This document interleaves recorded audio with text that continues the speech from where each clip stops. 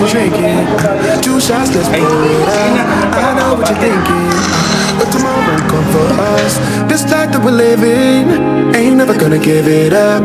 Double shot for the gifted. One more for us, babe. Drink it up, all this love in a cup. Yeah, we go slow, we go fast. Yeah, we can't get enough. We stay all day, all night, living in paradise. Remember, you don't get Wait, it dahil mga twice. kuyo The kasi wala. time of Can I your be life. older? Ayun o. Tikman mo yan. May mga taba-taba mo. This is the time of your Order tayo ng life. kape na uga. Ano gumagawa si nanay? Remember, you don't get it twice. The time of your life. So yun na nga guys, no, day 3 na tayo ngayon. And ang gagawin natin, mag-iikot tayo. Yan, si Punay lang kasama natin, si Beb. Hanap tayo ng makakainan kasi mamayang gabi uuwi na rin tayo. Magkakainan kami dito, medyo mainit na. Babalikan namin yung kinainan ko kahapon na mag-isa lang ako. Ah, grabe, napakainit. So din kumain doon sa loob. Hello! Only 2. 2.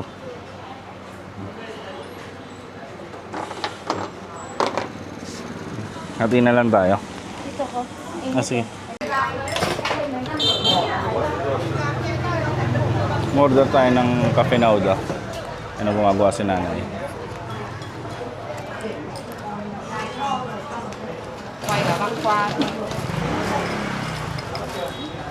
Wow!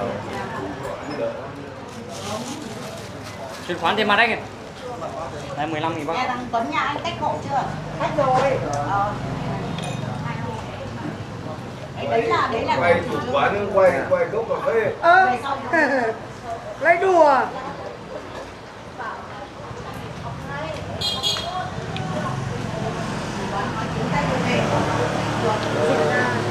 Dịch ra kiếm lộn. Thank you! À, thấy chưa?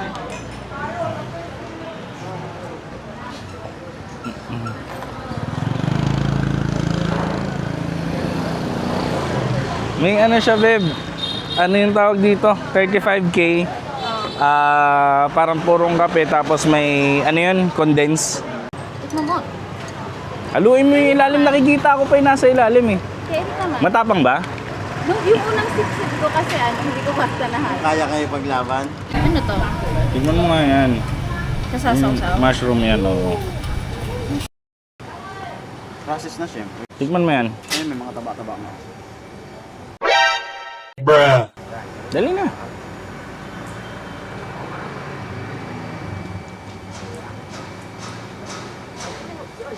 Ano mo?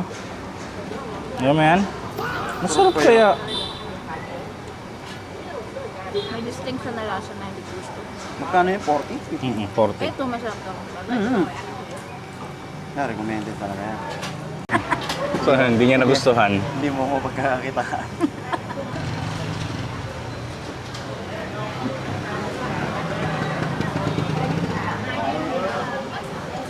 Thank you!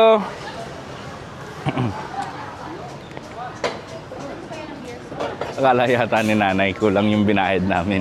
Eh, dalawa lang naman yung in-order namin. Circle K ulit.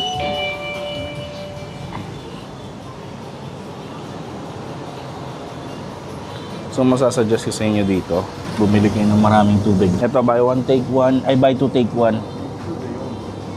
28K lang. So, para mga nasa 60 plus yon. Kailangan nyo ng ganito kasi magbibigay naman sila ng hawakan para dito.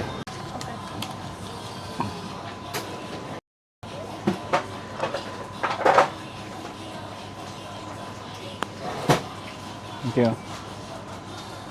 Can I have the order? Ayun o. So ngayon pwede na namin bit-bitin ito. Kasi based din sa mga reviews dito sa Vietnam, mas okay yung may baon kayong tubig yung maglalakad. Kasi kapag uminom kayo ng mga parang tubig-tubig lang dito, parang hindi siya ganun kalinis. Yun lang naman yung napanood namin, so it's better to be safe na lang din naman, di ba? Pero kadalasan yung mga resto dito is meron silang mga tea or mga coffee. So yun, pwede na lang din kayo umorder ng ganun. Sige na, mag-iikot na lang kami. Bye! See you when I see you. Saglit lang naman po. So, puro pagkain gagawin namin ngayon. Yun na, may gusto kayo try doon? Kep. Kep. Kep. Masarap dyan. Oh, sige. Sige tayo. Saigon grilled pork, banh mi. Only this, and this. Okay. Yeah. One. One. So, waiting lang ako sa mga order ko. And yung kasama ko, bumalik dun sa hotel namin kasi masakit nga yun tiyan. And siguro ang ganun talaga dito sa Vietnam, may mga pagkain na hindi sanayin siya ng mga Pilipino. Kaya dadaling ko dun sa hotel, doon kami kakain. After nun, mag-iikot ulit kami para bumili na naman ng mas marami pang pagkain. So ayun, tapos na kami kumain sa hotel. Ngayon, maglalakad-lakad kami dito sa may bandang One Kiem Lake. And pupuntahan namin yung pulang tulay dito. Papuntang Ngoc Son Temple. Ayan o. Uy, ang dami mga kuy sa baba.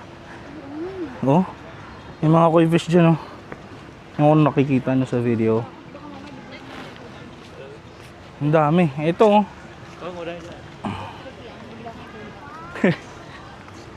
basa lahat, pati passport. May mga tilapia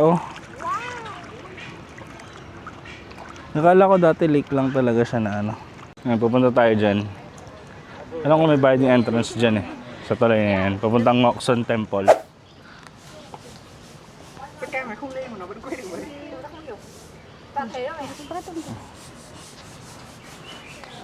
So 50,000 yung entrance dito. Ito yung ticket namin.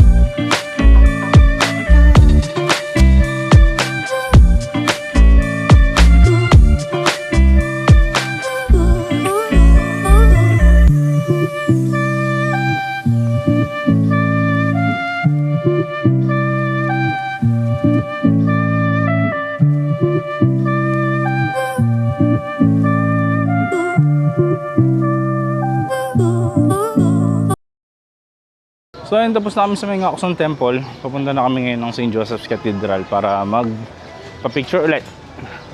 Kasi gusto raw niya magpa-picture ulit So ayun, kanina hindi kami natuloy dun sa may St. Joseph's Cathedral.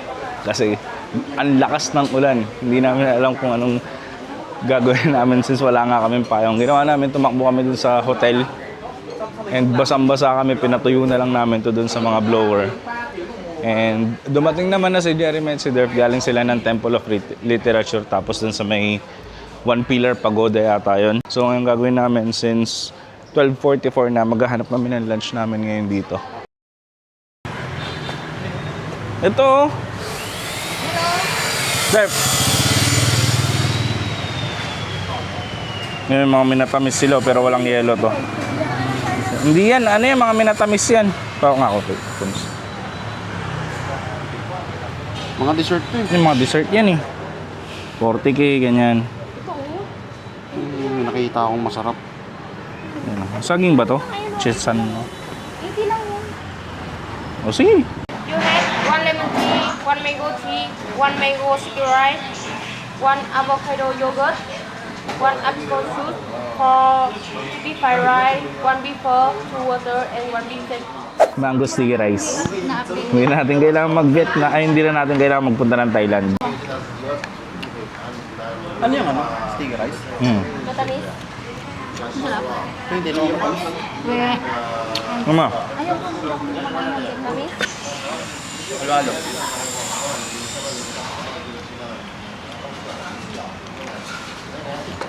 Ah, Hindi nyo naman kinain yung ano, mangga. tinikman lang.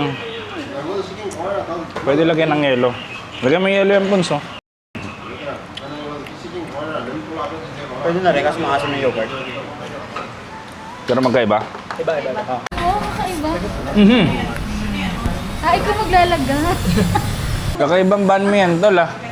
Ikaw mag-ano? Mag-assemble. Ikaw mag-assemble? Ano tawag yan? Just Kaya pala ano? 75k. Okay. So hindi mo... constructed one. Do it yourself. Ano, isasawsaw mo na lang yung tinapay, hindi mo na kailangang ilagay ng buo. Mhm.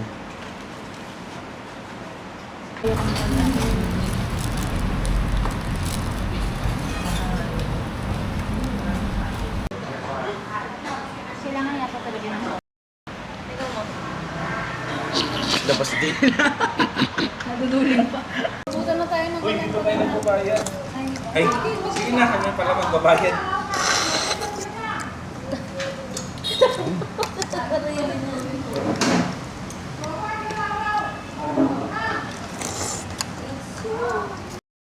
Ito yung bill natin, oh. 755. Oh, tako naman. Pataas! Ano, patato tayo? Bago umuwi. Patuta ka.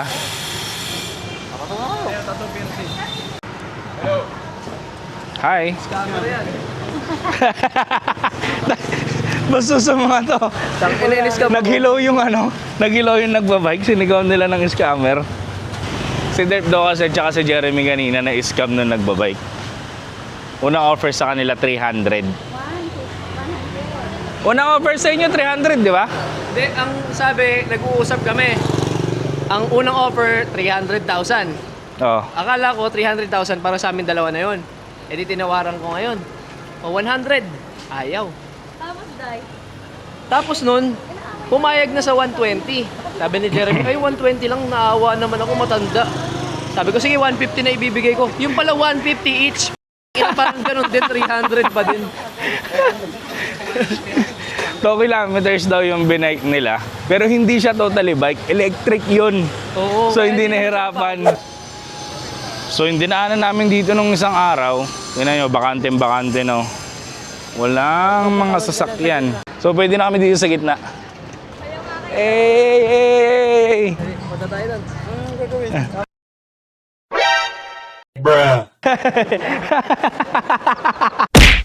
So yun na nga guys, no? Magandang hapon sa inyo.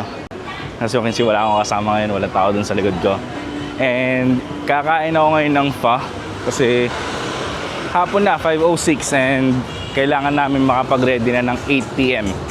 And may isa pa akong pagkain na hindi natitikman dito. Marami pa naman ako hindi natitikman na pagkain pero may isa akong gustong matikman na hinahanap ko nung nakaraan pa. Wala lang time para magpunta doon kasi iba-iba yung gusto namin kainin eh.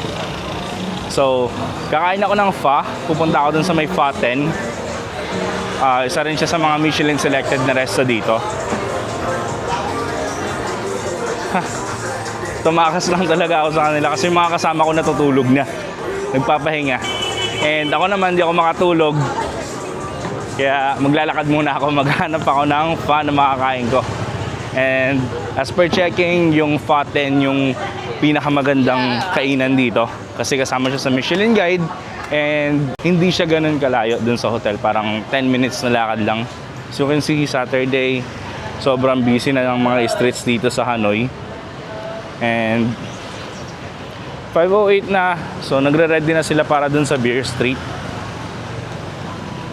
So pagdating ko sa dulo ng kanto na to, kakanan ako. Dahil na tayo.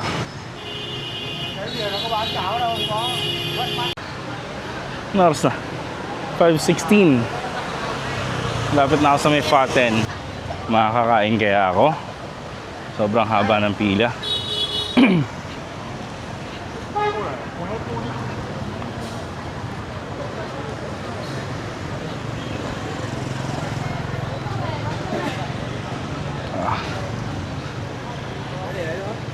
Ang haba ng pila.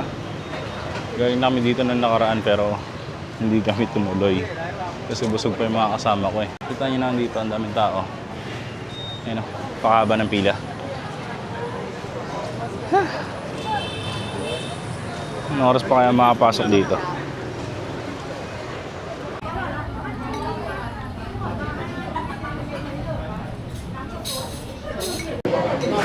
Excuse me. Well done beef, no coriander. Ayun, so nandito na ako, mag-isa lang ako. Tapos ang dami kong kaharapan dito, ng ibang lahi. So yan, dumating ng pagkain ko.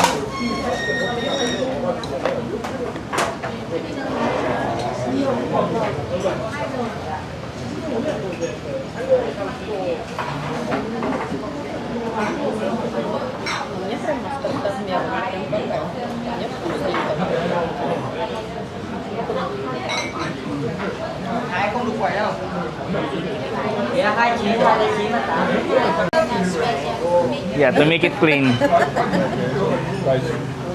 That's what I saw on YouTube. So yung ginagaya nila ako.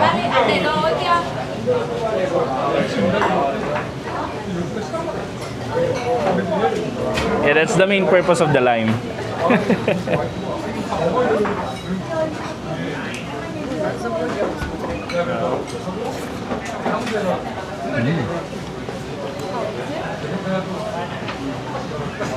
Good and too hot.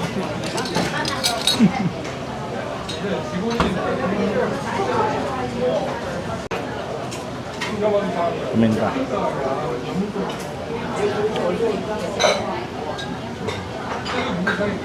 Alam niyo yung dami kong katabi, pero hindi ako nahihiya magsalita kasi hindi naman nila ako naiintindihan.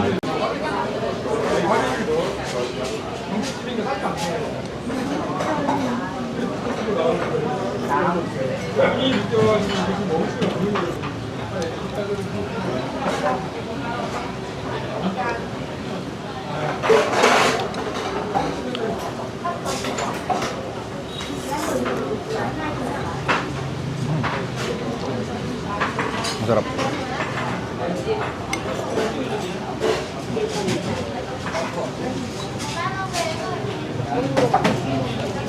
Tingnan natin ang konting chili. Isa sa pagkakatanda ko, nung naglagay ako ng chili dito, parang hindi ko na naubos, sobrang anghang. Kaya konti lang nilagay ko ngayon.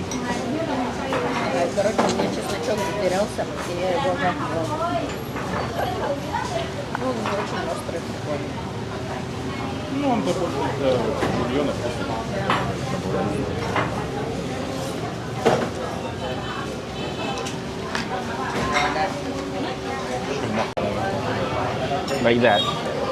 That's good. Is it fine? Thank you.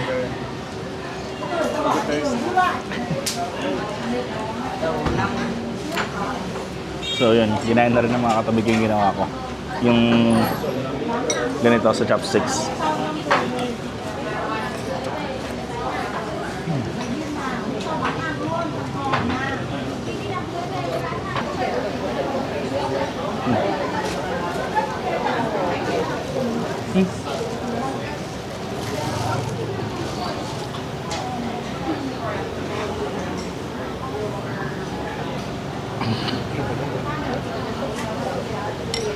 Binigyan nila yung take out ko. Dito pala hindi siya take out, take away yung tawag nila. So kung order kayo, sabihin nyo take away kung iuwi nyo sa hotel room nyo.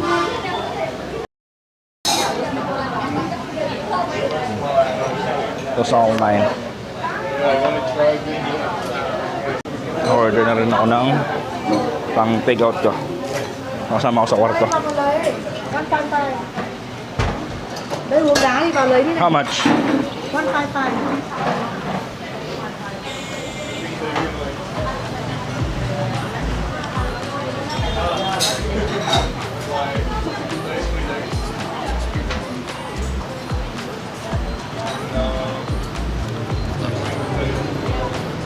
Haba pa rin ang pila.